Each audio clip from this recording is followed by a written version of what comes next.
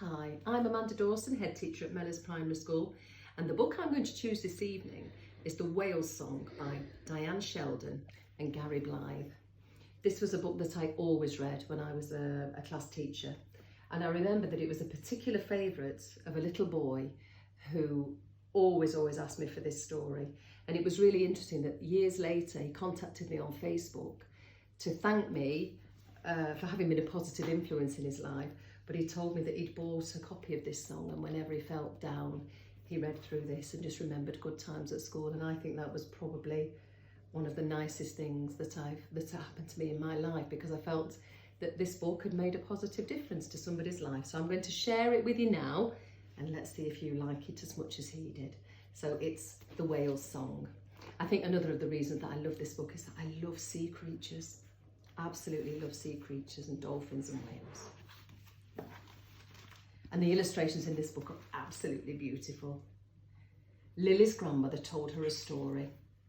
Once upon a time, she said, the ocean was filled with whales. They were as big as the hills. They were as peaceful as the moon. They were the most wondrous creatures you could ever imagine. Lily climbed onto her grandma's lap. I used to sit at the end of the jetty and listen for whales, said Lily's grandmother.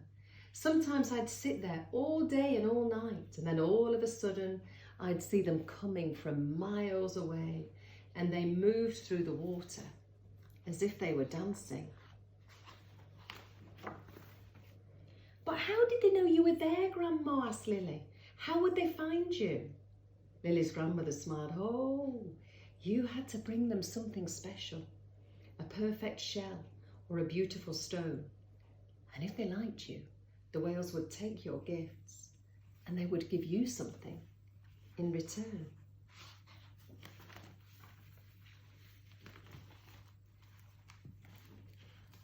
What would they give you, Grandma? Asked Lily. What did you get from the whales? Lily's grandma sighed. Once or twice, she whispered. Once or twice, I heard them sing. Lily's Uncle Frederick stalked into the room. You're nothing but a daft old fool, he snapped. Whales were important for their meat and for their bones and for their blubber, and if you have to tell Lily something, tell her something useful. Don't fill her head with nonsense. Singing whales, indeed. There were whales here millions of years before there were ships or cities or even cavemen, continued Lily's grandmother. People used to say they were magical. People used to eat them and boil them down for oil, grumbled Lily's Uncle Frederick, and he turned his back and he stomped out into the garden. That night, Lily dreamt about whales, and in her dreams she saw them as large as mountains and bluer than the sky. In her dreams she heard them singing, their voices like the wind, and in her dreams they leapt from the water and they called her name, Lily, Lily.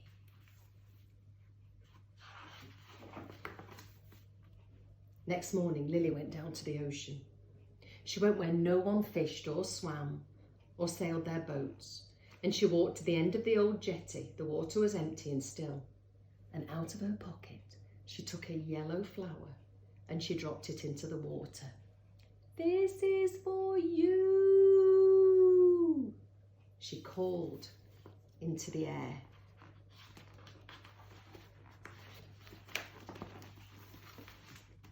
Lily sat at the end of the jetty and waited. She waited all morning and all afternoon. Then as dusk began to fall, Uncle Frederick came down the hill after her. Enough of this foolishness, he said. Come on home. I'll not have you dreaming your life away. That night, Lily woke suddenly. The room was bright with moonlight. She sat up and listened. The house was quiet. Lily climbed out of bed and she went to the window. She could hear something in the distance on the far side of the hill. She raced outside and down to the shore. Her heart was pounding as she reached the sea. There, enormous in the ocean, were the whales. They leapt and jumped and spun across the moon, and their singing filled up the night. And Lily saw her yellow flower dancing on the spray. And you can't see it very well, but it's down here. Minutes passed, or maybe hours. Suddenly, Lily felt the breeze rustle at her nightdress and the cold nip at her toes. She shivered and she rubbed her eyes. And then it seemed the ocean was still again and the night black and silent. And Lily thought she must have been dreaming. She stood up and turned for home.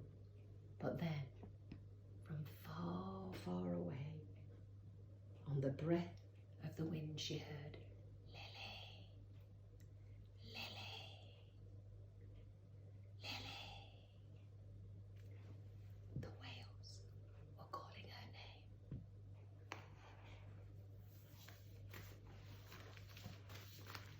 So that's the whale song. Thank you for listening. Good night.